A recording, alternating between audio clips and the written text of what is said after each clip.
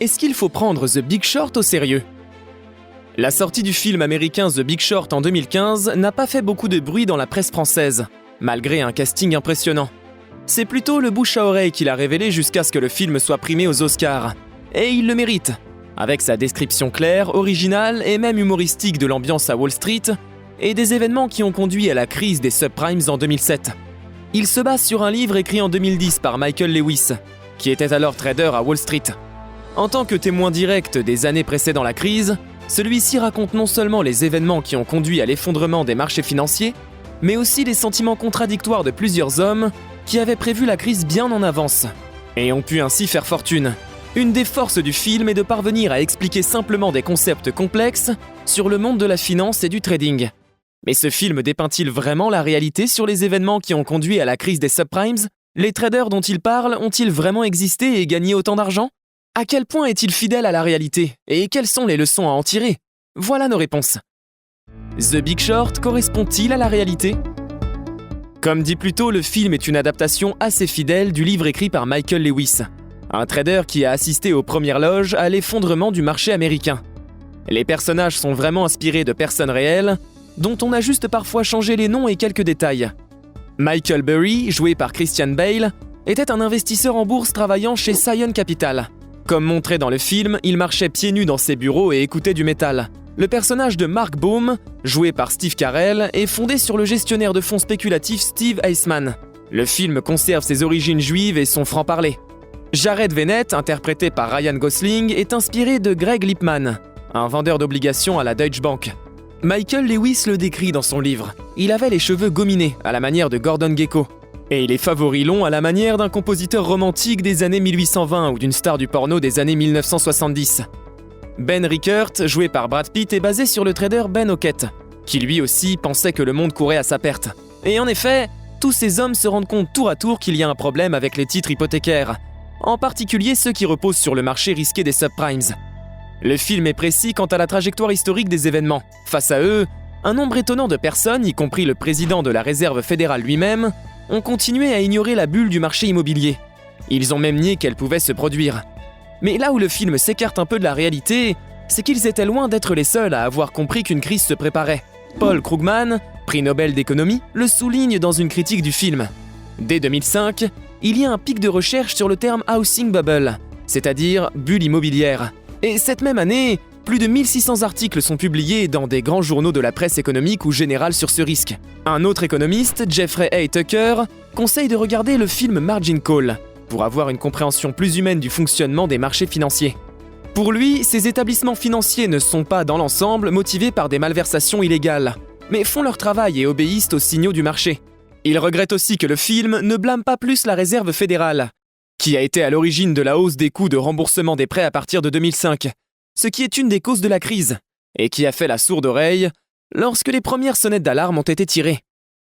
Comment The Big Short nous explique différentes notions de finances complexes ? The Big Short donne un vrai cours de finance en utilisant des métaphores et des moyens humoristiques. Il permet de comprendre le fonctionnement d'instruments et d'outils financiers complexes, comme les CDO, Collateralized Debt Obligations, les CDS, Credit Default Swap, ou les titres adossés à des créances hypothécaires qui ont contribué à faire sombrer l'économie mondiale. Et nous pouvons louer cette performance. Le réalisateur parvient à expliquer clairement et de manière juste les raisons principales de la crise des subprimes, et la manière dont certains traders ont réussi à en tirer parti. Par exemple, le film explique de manière simple pourquoi les CDO ont eu un tel succès dans une scène où l'actrice Selena Gomez joue au blackjack.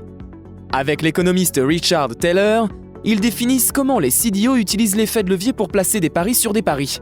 L'effet de levier permet en effet de multiplier les montants placés sur une position par un système d'emprunt auprès des courtiers, augmentant ainsi de manière exponentielle les sommes mises en danger par la titrisation des prêts hypothécaires.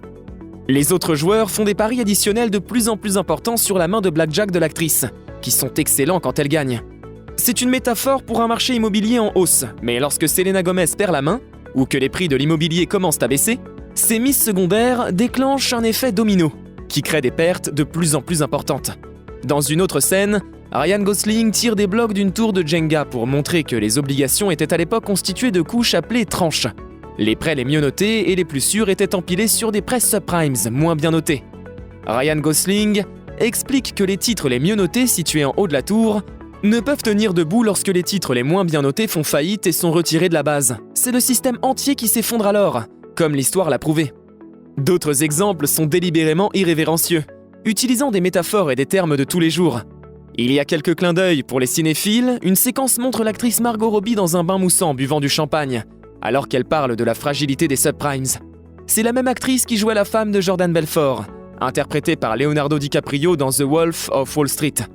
On voit aussi Anthony Bourdain, une personnalité de la télévision gastronomique, expliquer que le fait de jeter un poisson vieux de 2 jours dans un ragoût est semblable aux prêts hypothécaires à risque, mis dans des CDO pour cacher leur nature risquée aux clients peu méfiants. Regarder The Big Short est donc une manière distrayante de mieux comprendre certains rouages du monde de Wall Street et la manière dont le château de cartes a pu s'écrouler ainsi en 2007. Que peut nous apprendre ce film sur le métier de trader ? Les scènes du film sont tirées du livre et donc basées sur des personnes et des situations réelles. C'est une plongée réaliste dans la complexité de ce métier pour mener certaines opérations. Quand les jeunes investisseurs Charlie Geller et Jamie Shipley découvrent par hasard la présentation marketing de Venet et qu'ils décident d'investir dans des swaps, des produits dérivés financiers, ils n'ont pas le seuil de capital requis pour obtenir un accord cadre ISDA. Il s'agit d'un contrat qu'on peut obtenir par l'Association internationale des swaps et dérivés, une organisation regroupant les acteurs majeurs sur les marchés financiers dérivés qui permet de faire des deals vraiment importants et d'avoir accès à certains produits financiers. C'est un peu le parcours du combattant de l'obtenir, et on demande des garanties d'au moins 25 millions de dollars. Ils doivent faire appel à Ben Rickert pour obtenir les sommes suffisantes et signer le contrat juste à temps pour investir. Il s'agit d'une situation réelle. En 2013 par exemple, quand le milliardaire anglais Chris Rokos monte son family office, il doit se constituer garant personnel pour obtenir l'ISDA. En cas de défaut de paiement, il aurait dû utiliser sa fortune personnelle.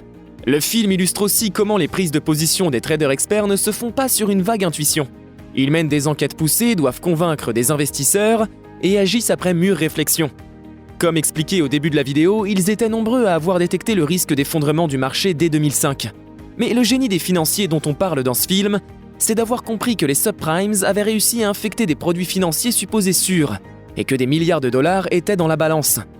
Il faut réaliser que même si vous étiez assez malin en 2005 pour voir l'explosion de la bulle immobilière se profiler, vous n'auriez pas nécessairement été en mesure d'en tirer autant profit que les personnages de The Big Short. Le métier de trader consiste vraiment à se tenir en permanence au courant de l'actualité, à étudier les tendances du marché et la manière dont il peut s'infléchir dans un sens ou dans un autre. Pouvoir défendre une position ou un investissement est nécessaire quand vous avez des comptes à rendre. Savoir exactement contre quel titre parier et comment et quand importe autant que l'intuition de base. Le film en rend bien compte, puisque les personnages sont confrontés à une crise de confiance lorsque le marché de l'immobilier continue à augmenter et que leurs positions à la baisse leur font perdre des millions. Dans une scène du film, Michael Burry, joué par Christian Bale, dit à un de ses investisseurs « J'étais peut-être en avance, mais je n'ai pas tort ». Ce à quoi l'autre répond « C'est la même chose ». En résumé, ce film est un excellent moyen pour se familiariser facilement avec différents concepts financiers complexes et de comprendre l'effet domino qui a mené à la crise financière mondiale de 2017. Très proche de la réalité, il nous montre les stratégies mises en place par des traders aux styles différents pour collecter des informations sur les marchés financiers et s'en servir dans leur stratégie d'investissement. On y observe aussi la pression extrême que peuvent subir ces pros lorsqu'ils prennent des positions risquées. Notre conseil est donc de bâtir des stratégies solides, basées sur des vraies informations quand vous vous lancez dans le trading. Vous avez aimé cette vidéo ? N'hésitez pas à mettre un pouce bleu. Cette histoire vous a inspiré ? Vous souhaitez en savoir plus sur l'investissement sur les marchés financiers ? Nous vous avons préparé une formation gratuite qui est disponible en haut à droite de la vidéo et dans la description. À bientôt pour une prochaine vidéo.